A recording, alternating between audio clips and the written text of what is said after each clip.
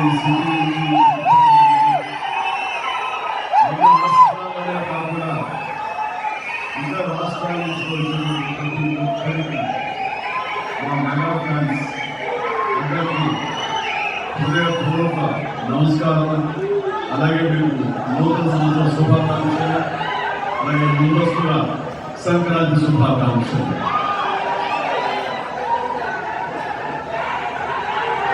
ఇంకా నా మిత్రుడు, సోదర సమానుడు, అత్యంత ఆప్తుడు వెక్కి ఆయనతో చేయటం అన్నది నాకు చాలా ఎక్సైటింగ్ ఉంది. దాని గురించి తర్వాత మాట్లాడతాను. ముందుగా ఏంది వెక్కి సంక్రాంతి అంటే అతని పోతే సంక్రాంతి అని, ఏంది మాసు సంగతి అంటే మనదే కదా సంక్రాంతి అని, 29వ సంక్రాంతి అని అంటాం. ఇక్కడ ఈ సందర్భంగా ప్రత్యేకించి మనదే కదా సంక్రాంతి, 29వ సంక్రాంతి అనేది కేవలం మన శంకర వరప్రసాద్ గారిదే కాదు. ఈ సంక్రాంతి మొత్తం మన తెలుగు పరిశ్రమలు అవ్వాలని మనస్ఫూర్తిగా కోరుకుంటున్నాను.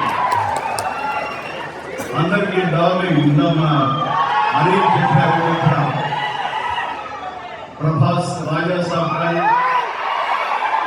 అన్నయ్య అంటూ ఆప్యాయంగా పిలిచే నా తమ్ముడు రవితేజ సినిమా కానీ, అలాగే మా ఇంట్లో సరదాగా తిరుగుతూ చిన్నప్పటి నుంచి పెరిగినటువంటి సర్వానంద్ నారాయణ ధర్మ మురారి కానీ, నాకు గురువుగా నన్ను భావిస్తూ ఒక నా శిష్యుడిగా ఉన్న నవీన్ పోన్శెట్టి, వీళ్ళందరి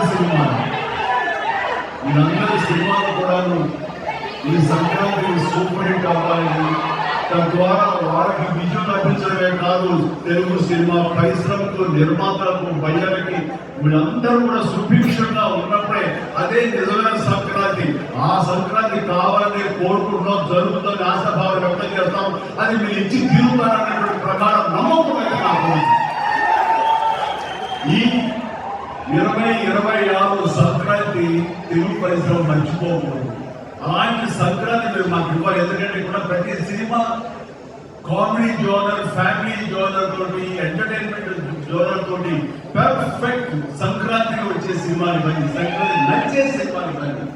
కాబట్టి ఈ సంక్రాంతి అన్ని సినిమాలు బాగాడతాయనుకున్నాను. ఆడేలా చేసే బాధ్యత మీది. దయచేసి అన్ని సినిమాల్ని థియేటర్కి వెళ్ళే చూడండి, థియేటర్లో ఆస్వాదించండి, అలాగే మీరు ఆశీర్వదించండి కూడా.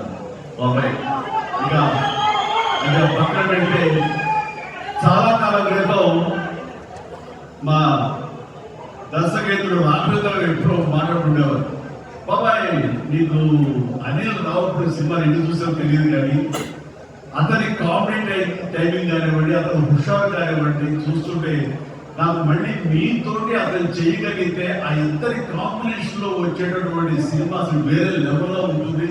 ఐ విష్ త్వరగా చేయాలని, తెలవాలని నేను కోరుకున్నాను. అది ఎప్పుడొస్తో ఏంటో తెలియదు, ఎన్నో సంవత్సరాలు చదవన్నారు. కానీ సరిగ్గా లాస్ట్ ఈ సంవత్సరం బిగినింగ్ లోనే ఆయన చేతుల మీదగానే క్లాప్ తోటి ఈ సినిమా ప్రారంభించారు. అది ఆయన మనసులో మాట పెద్ద సూపర్ హిట్ అవ్వాలని చెప్పేసి. ఎందుకంటే ఆయన కామెడీ